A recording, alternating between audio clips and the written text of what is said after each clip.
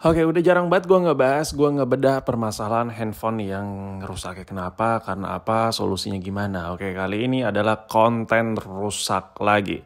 Tapi kali ini yang ringan-ringan aja dan lu bisa problem solve sendiri, lu bisa selesaiin sendiri di rumah, cuy. Ya kalau lu lihat video tutorialnya. Sayangnya ini bukan video teardown lah. Intinya ini video mengenai HP rusak. Dan fokusnya adalah di video ini adalah iPhone. Nah, buat lu yang para user iPhone yang baterainya itu masih yang lengket ke body, ini berlaku untuk semua series berarti ya. Sampai dari iPhone lawas sampai iPhone yang agak-agak baru sedikit. Kalau lu lihat, ini LCD-nya masih ori banget pakai banget. Dan by the way, ini iPhone versi lawas. Ini berlaku untuk lu yang masih pakai iPhone 13, ini masih berlaku. Jadi lu wajib tonton video ini sampai kelar juga. Nah, handphone ini tuh lahirnya masih enak, masih nampol.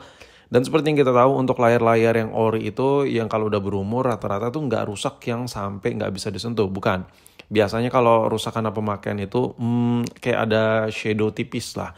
Kayak apa ya, burn in, kayak ada list-list menguning di bagian sudut-sudut. Nah, itu faktor pemakaian. Kalau faktor penggunaan rusak, itu biasanya kebanting dan lain-lain. Kalau nggak diapa-apain, nggak mungkin bisa rusak kayak gini. Nah, ini LCD-nya ada garis arsiran-arsiran vertikal seperti ini. Nah, kalau arsiran vertikalnya ada di LCD lu, tapi itu cenderung di bagian atas, itu biasanya masih bisa disentuh. Masih bisa di touching secara normal lah. Nah, biasanya kalau ada vertikal garis kayak gini di bagian atas, itu biasanya konektor lu yang agak bergeser, konektor LCD-nya saat pembongkaran. Sekedar gua kasih informasi aja, ini tuh sebenarnya berlaku buat iPhone versi lawas sih sebenarnya, yang agak-agak lawas banget, yang membutuhkan baterai baru, jadi handphone itu dibuka. Nah, buat lu yang mungkin pakai iPhone 11, iPhone XS, ini masih berlaku, cuman metode garisnya itu nggak kayak gini. Ya, dia karena fleksibelnya ada di bagian samping, jadi apapun yang gue bacotin ini nggak 100% valid ya, karena perbedaan desain. Tapi solusinya ini 100% valid. Nah, buat lo yang pakai iPhone versi lawas, otomatis hal yang utama pasti lo ganti meskipun tidak rusak ya baterai. Nah, gara-gara baterai itu nyebabin LCD-nya jadi bergaris kayak gini cuy. Video ini sebenarnya males sih gue buat ya, nggak penting gitu. Tapi bagi sebagian orang kayaknya ini dibutuhin sih biar nggak rugi gitu. Ini lo bisa lihat ya, gara-gara ada vertikal garis gitu, ini nggak bisa disentuh ya. Itu indikasinya, bukan gara-gara garis ini jadi nggak bisa disentuh. Ini indikasinya aja.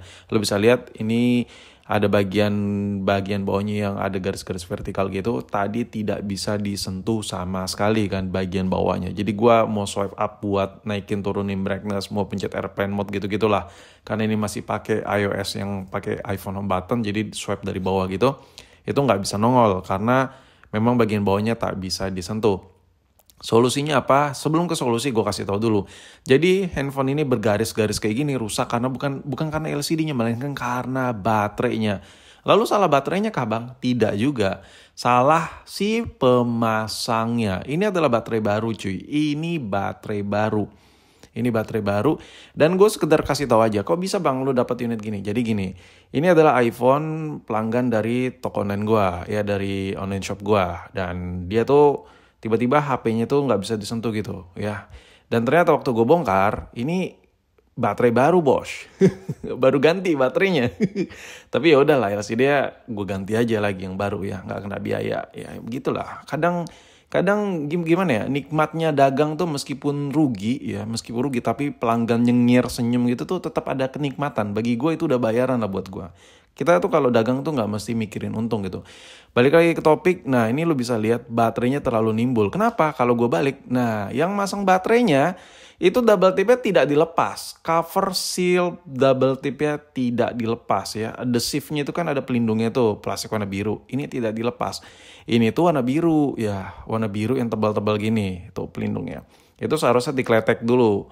Bang, emang sengaruh itu sampai ngebuat LCD-nya jadi bermasalah gitu. Nah, gue kasih tau ya, sistematisnya kenapa LCD bisa sampai bergaris gitu. LCD bergaris itu dia karena tertekan ya, ketekan. Jadi ada bagian jaringan-jaringan tipis nggak kelihatan sama mata, harus lu lihat pakai pembesar.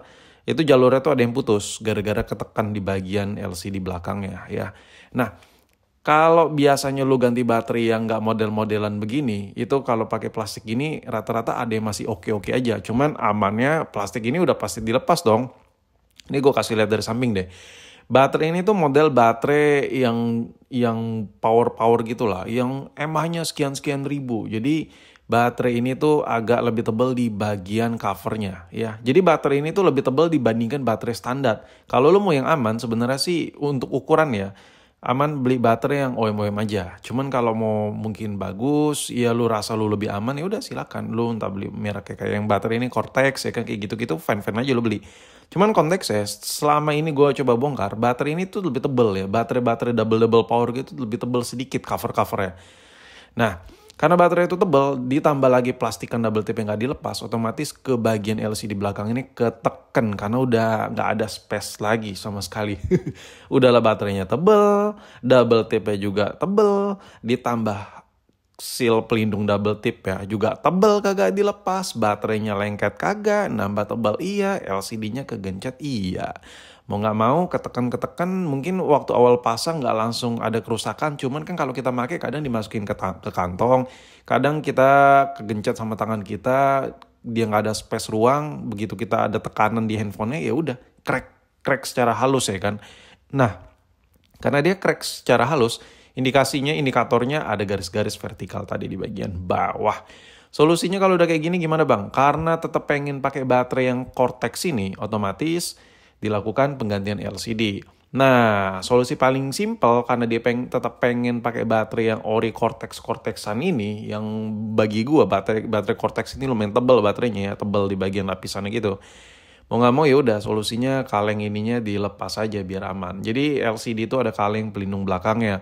Ini mau nggak mau ya, makanya gue lebih nyaranin lo mau spare part apapun itu sebenarnya tuh lo harus ngikutin ukuran dari bawaan Apple. Apple itu ngebuat baterai ada ukurannya, misal ukurannya 3 mili. Ya udah lu cari baterai yang ukuran ketebalannya 3 mili. Yang standar ori aja lah, ngikutin ya. Meskipun nggak ori Apple, tapi lu ngikutin size yang standar ori Apple itu udah menurut gue udah aman gitu. Nah, setelah LCD diganti dan kaleng belakangnya tidak bisa dipasang ya karena baterainya lumayan tebal juga. Sekarang udah tidak ada garis-garis lagi secara vertikal tuh. Udah aman kan? Udah aman lah. Karena memang ketekan aja. Dan buat lo di luaran sana yang iPhone lo bergaris-garis dan touchscreen jadi bermasalah, coba deh lo cek lagi. Siapa tahu kemarin-kemarin atau beberapa bulan yang lalu lo habis ganti baterai, cuman kang servisnya asal-asalan mungkin, ya jadi sembrono, jadi begitu jadi HP lo. Nah ini sekarang kita swap tuh, udah bisa bos, udah normal lagi. Jadi buat lo di luaran sana yang pengen ganti baterai iPhone, hati-hati ya sama sistem cara pasangnya ya, lo harus lihat. Kalau udah dibongkar HP lo juga harus lihat juga proses pemasangannya ya. Agak kritis lah dibandingkan jadi repot 2 kali kayak gini.